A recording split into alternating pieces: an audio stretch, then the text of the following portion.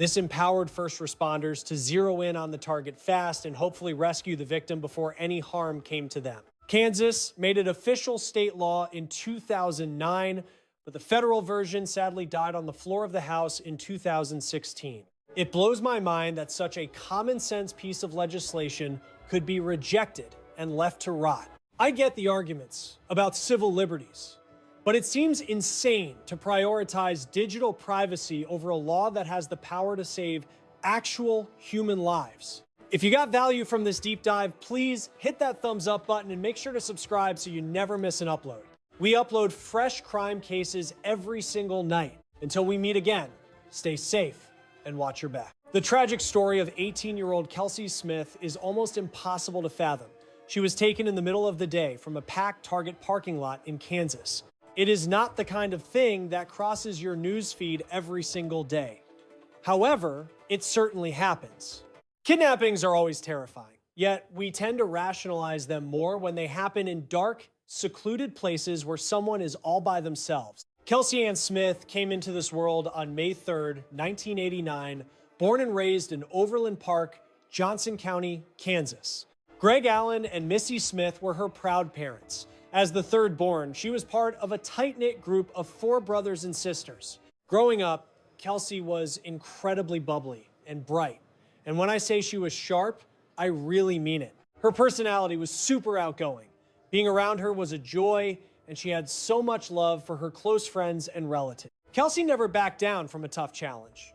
Her go-to response whenever anyone doubted her ability to do something was always a confident, "Wanna bet?" Those close to Kelsey recall that she refused to take anything for herself unless she knew her brothers were getting the exact same treatment. That just goes to prove how well she played with others. Kelsey was a student at Shawnee Mission West High School, earning her diploma on May 24th, 2007.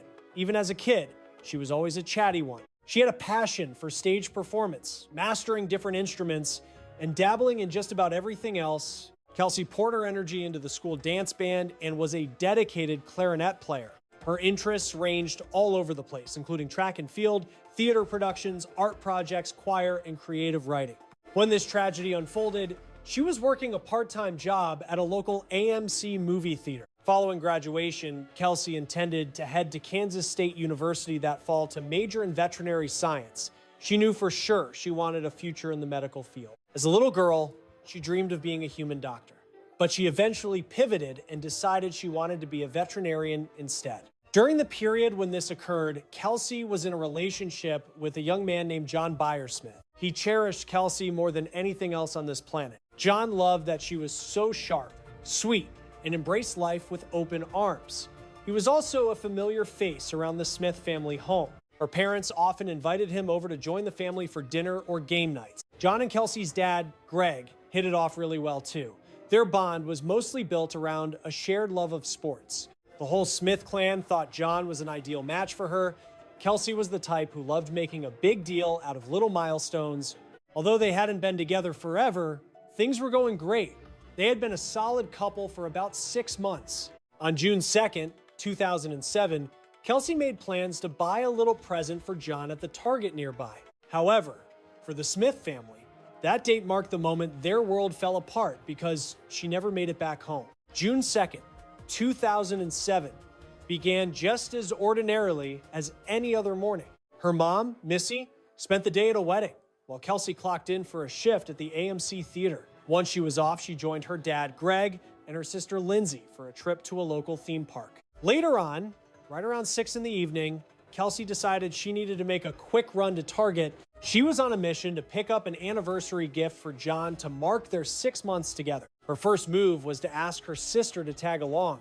Sadly, her sister was tied up with something else and couldn't go.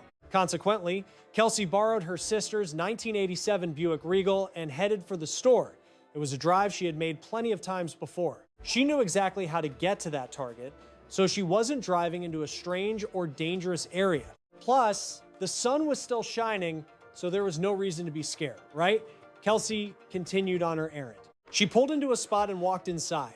Security cameras captured her walking down the aisles and grabbing the items she was looking for. Kelsey was dressed in a pair of shorts and a pale pink tank top.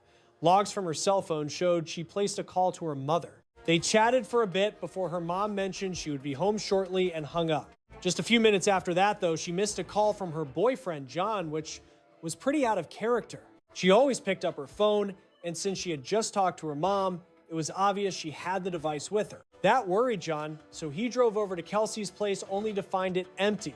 She still hadn't returned home, even though plenty of time had gone by. Greg started to panic and dialed her number over and over, but she never picked up. At this point, the alarm bells were ringing. Everybody knew that when her parents called, Kelsey always answered. Since she had just been on the line with her mom, it was incredibly strange that she suddenly went radio silent. Her folks started calling around to her friends to see if she was hanging out with them, but nobody had seen her. The total silence from Kelsey had the Smith family completely terrified. After some time passed, Greg teamed up with one of Kelsey's sisters to cruise the neighborhood, scanning the parking lots of various local shops to see if her car was around. It took a while, but they finally located her vehicle. Strangely, it wasn't at Target, which was the last place anyone had seen her. Instead, it was sitting in a dark corner of the Macy's lot at Oak Park Mall, completely abandoned. That was the moment her family realized something was terribly wrong, and they wasted no time in calling the authorities. When police units pulled up to where the car was parked, they immediately began inspecting the cabin. Inside, they found her purse, wallet, and other personal effects, along with the bags from her shopping trip at Target. The only thing missing from the scene was Kelsey herself, and her phone was gone too. The car looked perfectly fine on the outside, and detectives didn't see any trash or debris that looked suspicious. However, when officers circled around to the back, they noticed a piece of pink fabric stuck in the trunk latch. But when they popped the trunk to check, they found it was completely empty inside. Crime scene technicians processed the vehicle for evidence and managed to lift a single handprint from the driver's seatbelt. The print didn't match Kelsey, meaning the car had been driven by someone who wasn't her or a relative. Law enforcement realized they were dealing with a baffling and complex situation. Their only remaining option was to pull the surveillance tapes, which officially kicked off the missing persons manhunt. Kelsey had vanished after her routine Target run, leaving her car and gear dumped at a totally different location. So, what exactly went down? The detectives knew their best bet was to head back to Target and scour the security footage for clues. And that is exactly what they proceeded to do. Store management handed over the security recordings, and investigators sat down to review every frame of the tape. They watched Kelsey walk in, browse the aisles, pay for her items at the register, and head out the door. Everything looked standard. She didn't stop to chat with anyone, and she didn't seem stressed or anxious at all. The detectives were totally stumped and frustrated since the video showed a completely uneventful evening. But when they checked the parking lot cameras, they noticed Kelsey driving away in the opposite direction of her home after loading her car. Why in the world would she do that? While the police dissected the video feeds, Greg and Missy launched their own desperate search for their daughter. They printed up missing person flyers and plastered them everywhere they could, just praying for her safe return. With every passing minute, their sense of dread continued to mount. A massive search party was organized for Kelsey, with friends, neighbors of the Smith family, and local volunteers stepping up to help scour the area. The whole town rallied to find the 18-year-old, united by a deep concern for her safety. Desperate for answers, detectives brought in Kelsey's relatives and her boyfriend John for questioning. But the investigation took a sharp turn when they reviewed the security tape from the Macy's lot where the car was found. Investigators slowed the playback speed way down to catch every detail. They managed to spot a figure stepping out of Kelsey's vehicle right after the engine was cut. Despite the grainy video quality, it was clearly not Kelsey, which set off immediate alarm bells. The suspect appeared to be a male dressed in a white shirt and dark shorts, but his identity and reason for having her car remained a mystery. Authorities immediately circled back to the Target footage to hunt for that same figure in the earlier video. Suddenly, the footage that had seemed so mundane took on a sinister tone with this fresh perspective. They realized Kelsey had parked her vehicle right next to a large pickup truck before heading inside. Mere seconds later, a man in dark shorts and a white shirt walked into the frame right behind her. It became clear that the man tailing her was the owner of the truck she had parked beside. The video showed him stalking her from a distance as she shopped, keeping his eyes on her while she picked out her items. The moment Kelsey walked out of the store, the suspicious stranger went right after her. The most chilling part was that Kelsey looked totally calm and never checked behind her, clearly oblivious to the predator on her tail. She had no idea he was hunting her, a fact that makes the footage absolutely terrifying to watch. This realization pushed police to analyze the parking lot video frame by painful frame. They zeroed in on the moment Kelsey was loading her shopping bags into her car. Watching the tape at real speed, it looked like Kelsey was just hopping into a ride. Slowing it down frame by frame revealed a shadow rushing her driver's side to grab her. At first glance, she seemed to be leaning in, but she had actually been struck and collapsed. That footage left detectives with zero doubt that a kidnapping had just gone down right there. You could clearly make out the suspect rocking a white tee and a pair of dark shorts. It matched the outfit on the guy spotted at Macy's, exactly where her vehicle turned up later. Authorities knew something terrible had happened, but Kelsey was still missing in action somewhere out there. Who was this guy? Identifying him and finding Kelsey hinged entirely on tracking down her cell signal. Her carrier, Verizon, dragged their feet and made this part of the hunt way harder than necessary. Right when she vanished, her folks hit up the company begging for a trace on her device. Her dad, Greg, worked in law enforcement himself. He knew the quickest shot at saving his girl was pinging that phone immediately. But the reps stonewalled him, refusing to drop the ping data for 4 agonizing days. By that point, the FBI had already stepped in to help run the investigation. The company argued the family didn't use the right legal jargon, which sounds like total nonsense. What secret code did they need other than screaming for the location of the damn phone? Regardless, the data finally landed in their laps after 4 gruesome days of waiting. That final signal bounced off a tower about 20 miles from the abduction site. Adding a twist, the search zone crossed state lines to Longview Lake in Grandview. She was snatched in Kansas, but her phone eventually died over the border in Missouri. On June 6th, a massive task force combed through the dense woods in that sector. They didn't need days or even hours. The discovery happened in just 45 minutes. Around 1:30 in the afternoon, they spotted something that confirmed their absolute worst fears. Authorities found the body of 18-year-old Kelsey, which is just heartbreaking. Her naked remains were hidden under brush and leaves, and she had been strangled with a belt. Detectives then faced the heartbreaking job of breaking the news to her devastated parent. Calling their world shattered doesn't even begin to cover the devastation they felt. Friends and family stood in total shock, refusing to process the nightmare reality before them. She was just running a routine errand like always, and now she was gone forever. Just picture the crushing guilt and sorrow her sister had to be carrying inside. She had other stuff going on, so she didn't tag along that day. It has to be gut-wrenching for her sister to deal with all the endless hypothetical scenarios racing through her mind. It wasn't on her at all, but you can see why she'd blame herself. Finding her was one thing, but cops still had to hunt down the killer responsible. To catch him, they scrubbed through security tapes from both Target and Macy's stores. Her vehicle was ditched at the Macy's lot around 9:17 that night on June 2nd. Scanning the Target feeds from that time frame, investigators spotted a person of interest nearby. A guy in light clothes was seen hopping into an old 70-something Chevy truck and taking off. Darkness obscured the finer details, making it hard to ID the truck's specific features. Still, it looked exactly like the pickup parked right next to Kelsey in earlier clips.